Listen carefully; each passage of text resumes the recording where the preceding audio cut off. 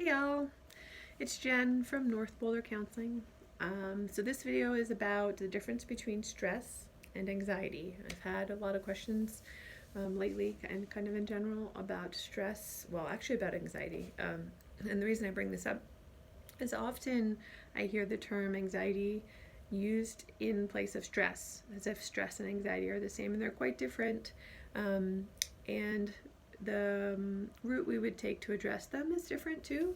So I will quickly give you a few minutes of what's the difference between anxiety and stress, and then a couple things that you might do to address each. Of course, either one of them you could have some really rich therapy around, but this is just sort of a jumping off point and maybe a little lifeboat for wherever you're at right now. So we'll start with stress. I guess this applies to a lot of things in therapy, but we'll just do it here. But stress is when what is happening outside, all the events, the experience, matches how you feel.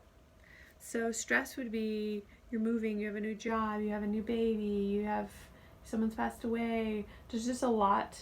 Your baseline is down here, and stuff has happened that means you have more responsibility or more things to consider than you normally do. And so those things are actually happening, and your brain, they're happening, and your brain is interpreting them accurately, that there's a lot more going on than normal. So that's stress. So stress is a lot's happening, and I feel like a lot's happening. So that is not the same as anxiety. So if you've moved and you got a new job and everything's new, you might be anxious, but that is different. That would be a different quality of thought than everything's new and that's really hard, and that's stress, right? So anxiety is when I feel like, usually anxiety is I feel sort of like I'm dying, or I'm completely overwhelmed, or I'm like kind of numbed out and like spaced out, like a very hyper response. And actually there's not, the level of things that's going on doesn't match. They don't connect.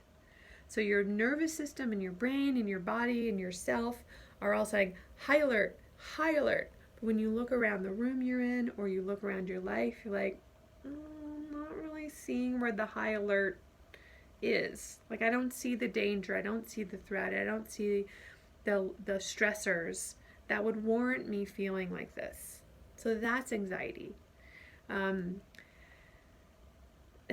There's a really big difference there, actually, and sometimes it's not entirely clear. There could be nuanced situations, but in general, we can kind of tell if we sit down and look. Like, I feel this level of excitement and intensity and arousal around my existence, but actually I see this much happening, or I feel this much and this is happening. I've a sick parent, or whatever it is.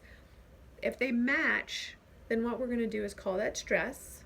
And when we're in stress, the first thing we want to do is look at what stressors can I take out of my life. Usually your baseline, there's some stressors that you happily incorporate or choose to incorporate on a regular basis. And then when you have a period of stress, there's stressors that are added on top. So when you have a stress period, you're going to say, first thing you want to do is, which stressors can I eliminate? There might be things that you normally tolerate, like maybe you take care of someone else in your family or extended family, or I'm a little hoarse, sorry. Whatever it is that you normally do, you might cut out some of those things. This is temporary stress. The kind of stress I'm talking about is a bump up in your baseline. So it would be temporary. It is going to end at sometimes. Sometimes it's going to be 6 months or a year or whatever, depending what the stress is. But so you're going to eliminate the stressors that you can eliminate. So I bring up the point of, if there's added stressors, some of the new stressors you might be able to eliminate, but often those aren't the ones that you can eliminate. You might look at normal things that you're sort of just integrating into your life normally, and saying, oh, actually I could pull out these stressors. Maybe you could ask for help. I laugh because that is like usually people's last resort. I guess it's not so funny, but it is. Asking for help when people can help you can be really an elegant solution. You could pay for help if you're in that situation. Maybe you have someone start cleaning your house. Maybe you get more help with childcare. Maybe you, if it's, you could get some more help at work. So asking for help is always a great option. And then things where you've taken on responsibility from other people, you might let them know that that's not something you can do for a little while. And that conversation you can have with your therapist if that's too hard to do on your own. So anyway, eliminating stressors. That's the big thing when you have, right? So, and then I will say for both stress and anxiety, one of the things that we want to look at before we do, even you could even be doing this before you eliminate stressors, it's your physical needs and your physical experience. A lot of times we kind of make things bigger than they are. If we're not eating and sleeping and having some level of movement or exercise every day, eat, sleep, exercise, I think that's it, right? And water. Those things can really exacerbate stress and anxiety. And in the case of, we'll talk about anxiety in just a minute, but in the case of anxiety, of course, it can become a feedback loop. But certainly if you're having a stressful period in your life, you want to make sure that you're taking a walk every day. If you have to do it on walking up and down the stairs in your house, or this is even 10 minutes could make a really big difference. Maybe if you're someone who needs to be on calls or something, maybe you can walk while you're on a call. For some people, walking's not enough. You're going to go running, you're going to whatever, but you need to move your body. And then you need to eat food.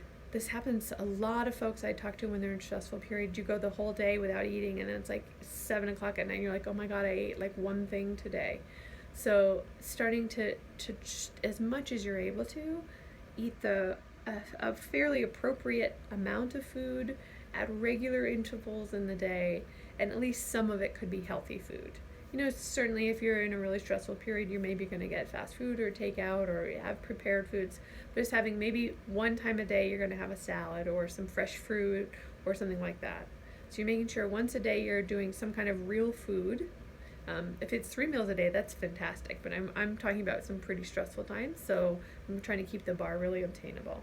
So moving your body, eating real whole food, drinking water.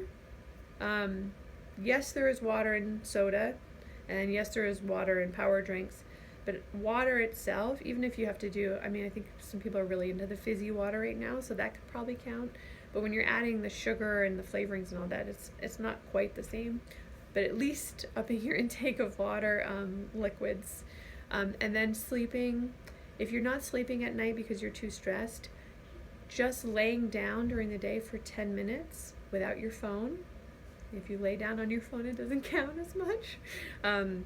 Lay down for 10 minutes. Just lay down. And ideally you stare out a window or stare at a wall. And if you can, just practice, notice your breathing and just be trying to breathe. Breathing is a source of sustenance.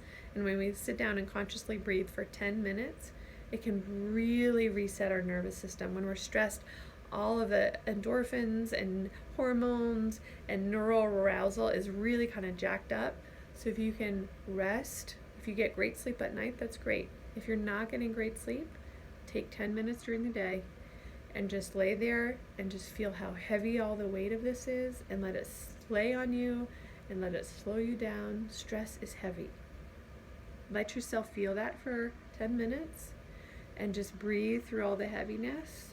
And let it slow you down, and take that. That could go a long way in making the day work. So that's stress. The same body stuff is going to be applicable to anxiety. So when you have the anxiety where you feel really aroused, but then it's not matching, so remember that's anxiety, when our response does not match the level of threat that we see in our life or the level of stressors, you're going to do all the same body stuff. Trying to walk every day. Even if you're miserable while you're walking, it's still going to be doing a net gain. Taking a walk, eating at least one healthy meal, ideally a day, trying to drink more water, and then that same resting thing. So if you're having generalized anxiety, which means you're kind of feeling this high arousal all the time and usually just kind of pushing through as much as you can. All of those things are prescribed. And then if you're having anxiety attacks, for some folks, anxiety attacks last a minute or 2 minutes, and sometimes they last hours. So in the acute anxiety attack, which is like that, like a bell curve, then the thing you're going to think about is that it's going to end. That's the first step. There's a lot of other ways that we can work with anxiety that are more advanced and take a deeper therapeutic approach. But when you have had a panic attack before, if you're watching this, you may have had a panic attack before. If you've had one before, you know that it didn't kill you. You're here. So it's something you can tell yourself, like, yeah, this is horrible and I don't like it and it's scary. And like, I know that I've had this before and I can do it and it'll end. So that's a little bit of an endurance / tolerance part, but just reminding yourself that it ends. It's just one good solid step toward your panic attack. So anxiety versus stress. One, the stimulus matches the response, and one that doesn't. And so there's a couple little things to do with it. I'm glad you tuned in and watched. I hope it was helpful. I'll try and keep putting out some videos. There's a lot of things people have asked me about, and I'm happy to share. I hope you have some peace in your day.